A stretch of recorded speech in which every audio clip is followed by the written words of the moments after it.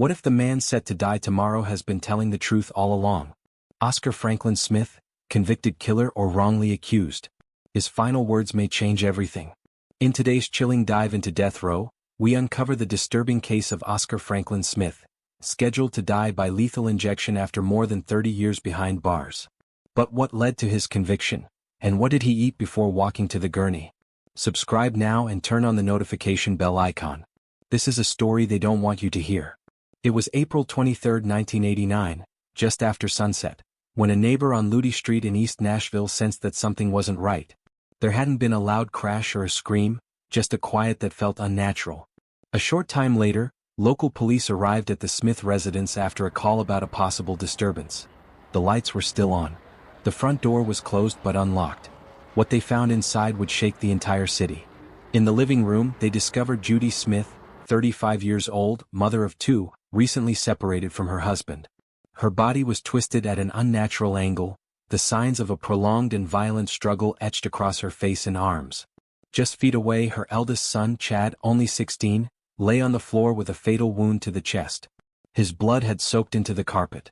Down the hallway in his bedroom, 13-year-old Jason had been attacked with such force that his throat was cut nearly to the bone.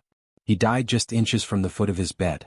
There were signs of panic. Furniture knocked over, blood smeared across the walls. But what stood out most to investigators was how carefully contained the scene appeared. No broken windows. No kicked-in doors. Nothing stolen. And when police inspected the locks, they realized something chilling. The house had been secured from the inside. This detail alone changed everything. There were no reports of suspicious vehicles. No one saw a stranger enter or leave. Whoever had done this didn't just know the victims. They had likely been inside the house before. And that narrowed the focus of the investigation almost immediately. Within a matter of days, law enforcement arrested Oscar Franklin Smith, Judy's estranged husband. On paper it made sense. A pending divorce, a life insurance policy, and bitter arguments about custody had left a trail of resentment. Prosecutors would later claim that Oscar's motive was simple: anger and control. He had allegedly been tracking Judy's whereabouts, and witnesses recalled hearing him threaten her in the weeks before the murders. But the physical evidence told a different story. No blood was found on Oscar. No murder weapon was ever tied directly to him. There were no footprints or fingerprints, except for one. A partial print, recovered from a piece of metal inside the home, was said to match Oscar's. That single piece of forensic evidence would become the centerpiece of the case. But even then, questions lingered. No other physical proof connected him to the crime scene. No eyewitness placed him at the home that night. It was a conviction based almost entirely on motive, emotion, and one unclear fingerprint. What would you do if the crime scene pointed at someone, but left behind no undeniable proof that they were ever there? Let me know in the comments.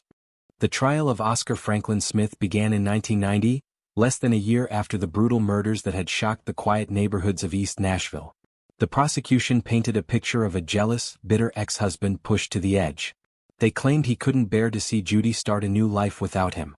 They said he was motivated not only by revenge but by money, specifically a life insurance policy that, if Judy died, would benefit him directly. It was a narrative that made sense on the surface. It gave the jury something to hold on to. But when it came to evidence, the case leaned heavily on one thing: a partial fingerprint. The print was allegedly lifted from a piece of metal near one of the weapons used in the attack. A forensic expert testified that it matched Oscar's right thumb. That print became the cornerstone of the state's argument. There was no blood on his clothes, no eyewitness testimony, no video surveillance. DNA analysis at the time was still in its early stages and couldn't definitively tie him to the crime. Still, the emotional weight of the crime scene photos and the prosecution's story proved enough. After a brief deliberation, the jury sentenced Oscar Franklin Smith to die by lethal injection.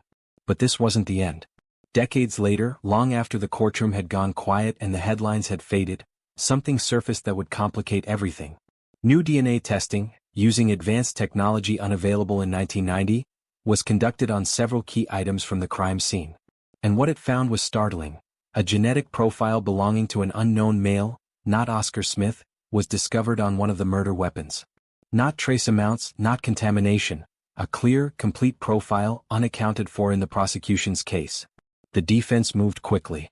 They argued that not only did the DNA contradict the state's version of events, But the original fingerprint used to convict Oscar was never as definitive as it was made to seem. In fact, they brought forward experts who questioned whether it matched Oscar at all, or if it had been misidentified or, worse, manipulated. The possibility that key evidence was either wrong or planted ignited fierce legal battles that continue to this day. The courtroom echoes may have faded, but the questions have only grown louder.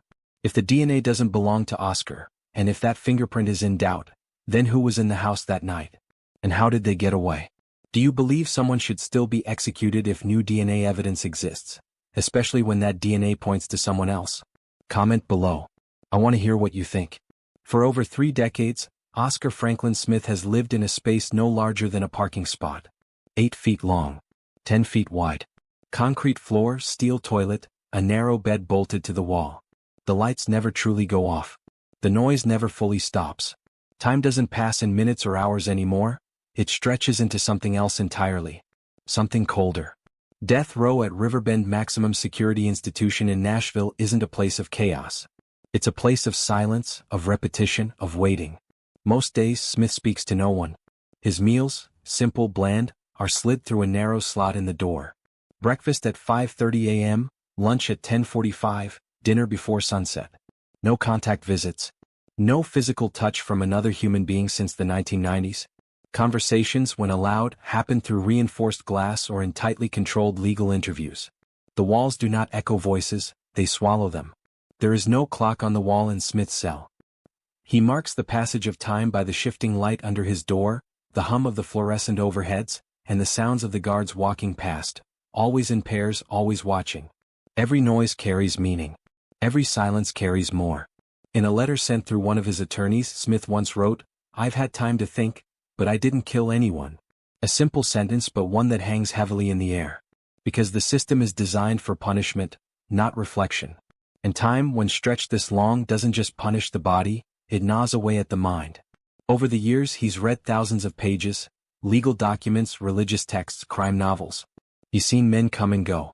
Some walked out through the front gate after their cases were overturned. Others were carried out after their sentences were carried out. He's learned to live without closure. Learned to wait without hope. But now, waiting is no longer part of the routine. Because time is up. In this moment, as the world prepares to move on without him, only one question remains. Did Tennessee get it right? Because if they didn't, this execution isn't closure. It's something else entirely. At exactly 10 a.m., correctional officers unlocked the door to Smith's cell for the last time. He did not resist. He did not speak. Wearing standard prison-issued clothing, his wrists and ankles were shackled, and he was escorted down a corridor he had never been allowed to walk before, the hallway that leads to the execution chamber. He moved slowly, eyes forward, flanked by guards on either side. There were no delays. No last-minute appeals. No last-second stays. Smith had declined all witnesses. No attorneys, no spiritual advisors, and no friends or family. For his final meal, Smith requested hot dogs, tater tots, and apple pie with vanilla ice cream. This choice, simple and reminiscent of classic American comfort food, may reflect a desire for familiarity and solace in his final hours. In a brief statement submitted earlier in the week, he cited religious reasons for his decision to face death alone. And so, the chamber remained eerily quiet. No audience, no one behind the glass, just the execution team and the ticking of the wall clock. Tennessee's Department of Correction used its latest protocol, a single, fast-acting dose of pentobarbital, a drug that depresses the central nervous system until breathing stops and the heart fails. Smith had been offered the option to choose the electric chair, an alternative method still legal in Tennessee, but he refused. He chose injection. Once secured to the gurney with IV lines inserted into his arm, the warden asked if he had any final words. Smith looked straight ahead and said in a calm voice, "I've had time to think, but I didn't kill anyone." Those were his last words. The signal was given. At 10:17 a.m., the pentobarbital began to flow. Within seconds, his breathing slowed. His body fell still. Monitors tracked his heart rate, steadily declining until it stopped. No struggling. No movement. Just silence. At 10:32 a.m., the attending physician pronounced Oscar Franklin Smith dead. The warden signed the certificate. Outside the prison gates, a handful of reporters waited for confirmation. No statement was given by family. The state issued a short press release. And by mid-afternoon, his body had been transferred to the medical examiner for release to next of kin. It was over. Just like that. But while the sentence has now been carried out, the questions surrounding Smith's conviction remain. DNA found on the murder weapon did not belong to him. The fingerprint at the center of his conviction remains in dispute. There was no blood, no eyewitness, and no confession. Today, Tennessee executed a man who maintained his innocence until the very end. And now, whatever truths remain, died with him. If this story gripped you, hit like. Subscribe for deeper dives into America's darkest justice stories. Would you trust the system if your life was on the line? Comment below.